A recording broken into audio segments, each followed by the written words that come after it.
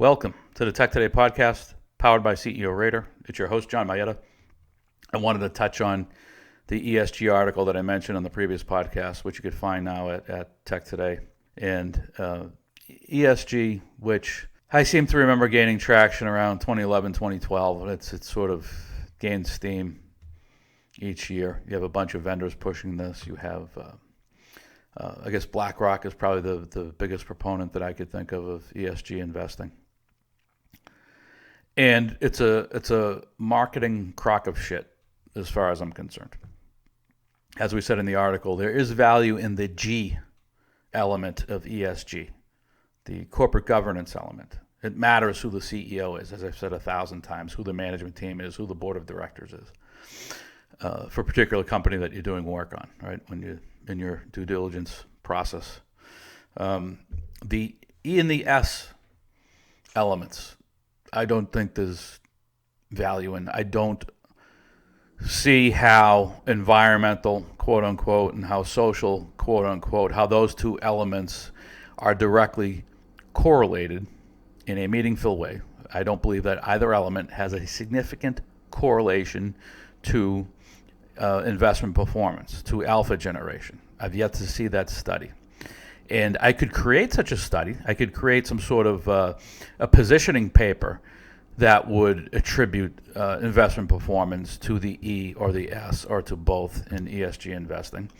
And I would do so by speaking in platitudes and not showing any real math to support my hypothesis. Those papers float around all the time. But to see, I've yet to see any real data that shows that E and S drive out performance, because it's a bunch of bull. They don't drive performance, and I don't even understand the definitions. Frankly, I don't understand how I've seen in some ESG papers how Tesla scores high on E because it's an electric auto OEM. Electricity isn't necessarily green, or it's not as green as many people think. You know, if you look at, we put a paper out on this. Let me see if I could find the date here. I went and dug this up. It wasn't too long ago, May 19th of this year. We published a paper at TEK2day in which we pulled data from the U.S. Energy Information Administration. And for 2019 and 2020, here are some numbers as it relates to sources of electricity generation in the United States. Natural gas was the leading source of electricity generation in the United States in 2019 and 2020. Natural gas accounted for 38.4% of electricity generation in 2019 and 40.3% of electricity generation in 2020, so up almost 5%. Nuclear energy accounted for 19.6% in 2019 and 19.7% in 2020.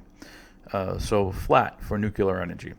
Coal accounted for, 23.4% of electricity generation in 2019 and 19.3% of electricity generation in 2020.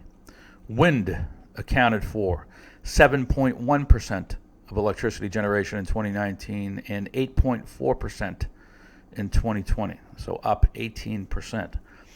Hydropower, 7% in 2019 and 7.3% in 2020. Solar accounted for 1.7% of electricity generation in 2019 and 2.3% in 2020. You can find this table, it goes on, in the article. As I said, was published on May 19th at TEK2day.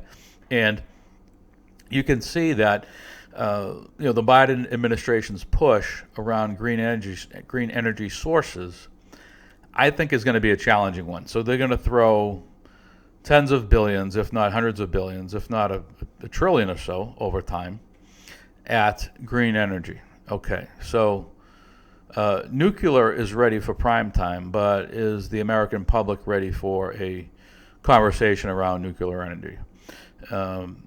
Wind, not the most efficient, very expensive source of electricity generation. not ready to power the country. Same with hydropower, same with solar. Those technologies are getting better, but throwing tens of billions of dollars at each of those alternative / green energy sources isn't going to, accelerate their efficiency by 5-fold just because we're throwing capital at it. Those innovations need to come naturally. I mean, you could accelerate some R&D development by allocating capital, but you can't force a technology before it's ready. Sort of like autonomous vehicles, right? The technology is not ready for prime time. That's why the cost of a vehicle mile driven is so high, and why we're still focused on the safety element. And once we cross the chasm as it relates to autonomous vehicle safety, then the cost per vehicle mile will start to come down, and you'll start to see that type of technology deployed across automobile fleets, and then eventually into people's homes. It'll be ready for the consumer market, and that's probably autonomous vehicles and the consumer 20 plus years away, in my view. And I think about green technology in the same manner. So to say Tesla scores highly on environmental because it's a purely electric auto OEM just doesn't make sense to me, because electricity isn't terribly green when you think about the sources of it, right?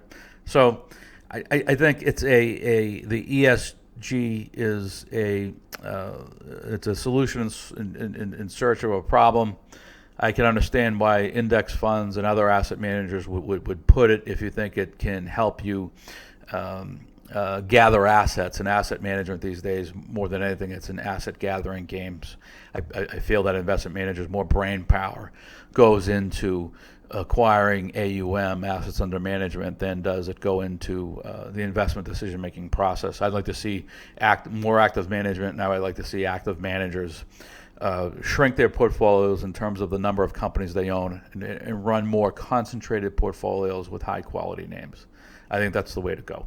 And to go that route, obviously, you have to focus on whom is a CEO, how does the management team, what's their experience, are they qualified, and what's the board. So again, the G component of ESG, there's value there, but the E and the S, it's the tail wagging the dog. It's a bunch of marketing nonsense. It's a political can of worms, and it just, when somebody has the answer as to how those two elements drive alpha, and they don't, it doesn't exist. You can show me that study that doesn't exist. That's all for now. See you next time.